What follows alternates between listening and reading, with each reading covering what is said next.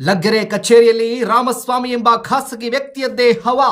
ಸರ್ಕಾರಿ ಬೀರುಗಳೇ ಇವರ ವಶ. ಕೋರ್ಟ್ ಸ್ಟೇ ಆರ್ಡರ್ ಇದ್ರೂ ಅಕ್ರಮ ರಿಜಿಸ್ಟ್ರೇಷನ್. ಅಧಿಕಾರಿಗಳ ಧೈರ್ಯಕ್ಕೆ ಬೆಚ್ಚಿ ಬಿದ್ದ ಜನ.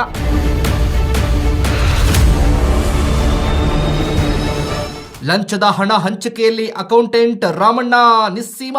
ಪ್ರತಿ ಫೈಲ್ಗೂ ಫಿಕ್ಸ್ ಆಗಿದೆ ರೇಟ್.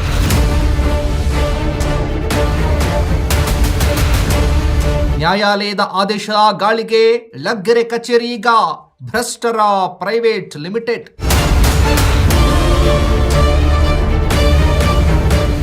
ನಮಸ್ಕಾರ, ಇಂದಿನ ವಿಶೇಷ ತನಿಖಾ ವರದಿಗೆ ಸ್ವಾಗತ. ಸರ್ಕಾರಿ ಕಚೇರಿ ಅಂದ್ರೆ ಅಲ್ಲಿ ಸಂವಿಧಾನದ ಕಾನೂನು ನಡೆಯಬೇಕು, ಜನಸಾಮಾನ್ಯರ ಕೆಲಸ ಸಲೀಸಾಗಿ ಆಗ್ಬೇಕು. ಆದ್ರೆ ಬೆಂಗಳೂರಿನ ಲಗ್ಗೆರೆ ಉಪನೋಂದಣಾಧಿಕಾರಿಗಳ ಕಚೇರಿಯಲ್ಲಿ ಕಥೆಯೇ ಬೇರೆ. ಅಲ್ಲಿ ಸಬ್ ರಿಜಿಸ್ಟ್ರಾರ್ ಸಾಹೇಬ್ರಿಗಿಂತ ಒಬ್ಬ ಖಾಸಗಿ ವ್ಯಕ್ತಿಯದ್ದೇ ಹವಾ. ಆತ ಇಲ್ಲದೆ ಕಚೇರಿಯಲ್ಲಿ ಒಂದು ಕಡತವೂ ಚಲಿಸಲ್ಲ.